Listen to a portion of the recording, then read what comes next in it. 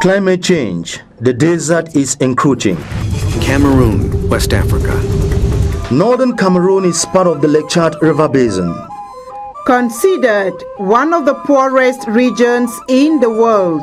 This one's inland seas shrink by 90% in 1973.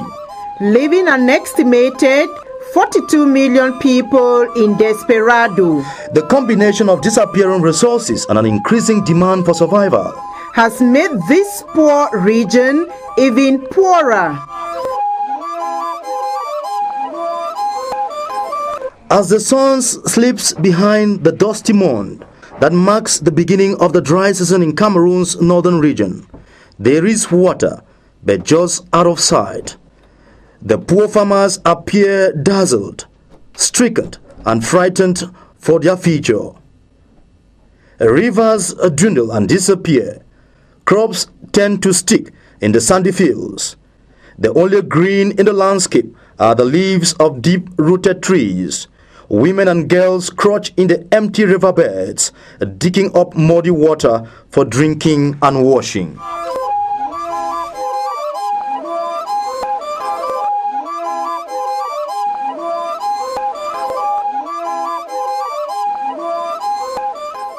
In recent years, the job of farming here has gotten more harder.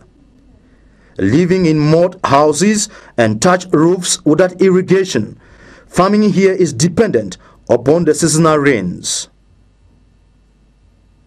The once reliable rains here are irregular, and farmers have devised ways to irrigate their farms, yet this isn't good enough to grow crops for food and income.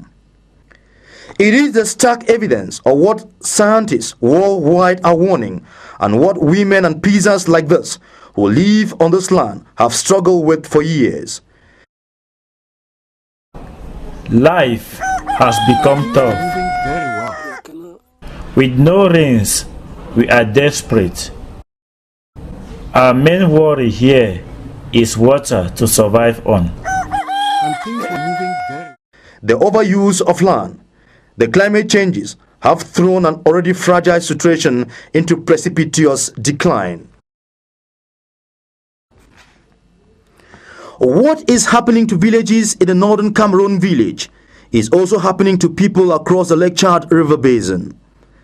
This is the most populous region in northwest Africa that includes Chad, Niger, Sudan, Burkina Faso, Nigeria, Ivory Coast, and Cameroon.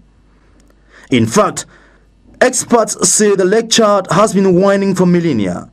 While global warming is a root cause of this region's woes, it is not the whole story. The story of the Lake Chad River Basin is as much that of the climate change. It is a story of how, in response to climate change, human exploitation of land and water has turned a fragile situation into a virtual desert in near famine conditions. Change in this region is constant, and for centuries, the people who live here have learned to cope with it.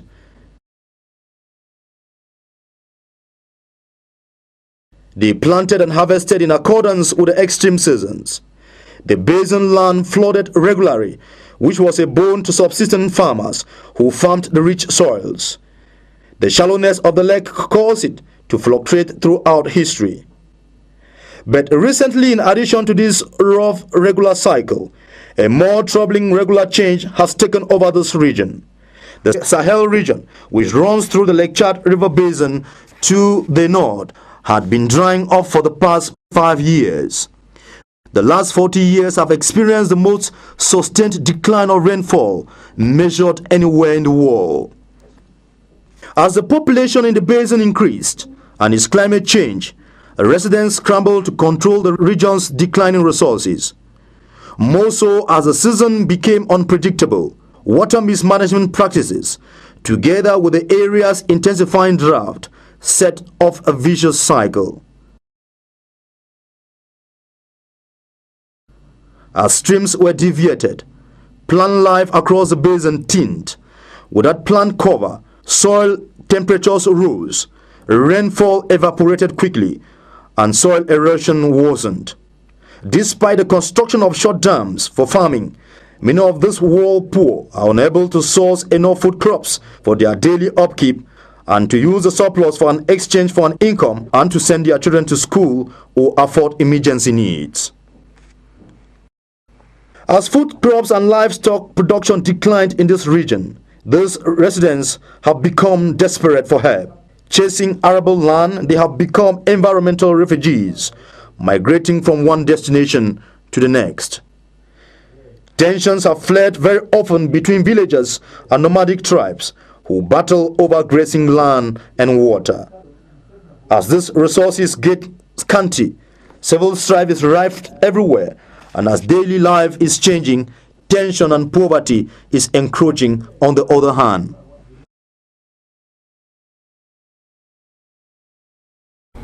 We draw water here in turns to avoid conflicts. Sometimes we trek long distances to avoid these conflicts. Herdsmen tending their cattle in barren and treeless fields often colonize these water points, causing resentment and anger amongst this population, as these dwindling natural resources only provide a recipe for disaster. While the residents of these remote areas are generally not aware of global climate change, they are acutely aware of the changes on the land and describe their increasing laborious efforts to draw a living from the land. You have the first rains you plant, but the crops are never good. Farming year-round with no fertilizer leaves the soil more depleted as the once reliable rains have gone.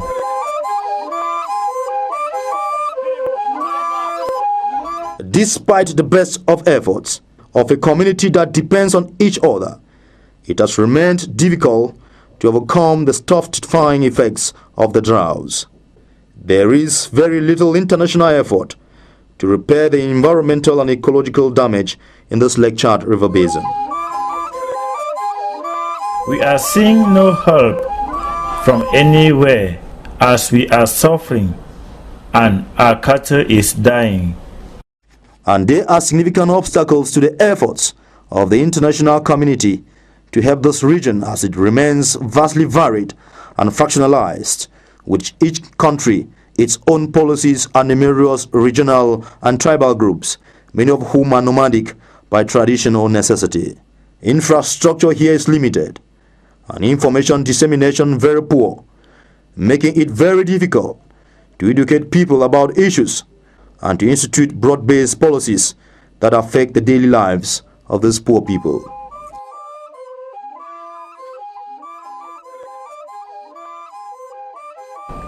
Life has become tough.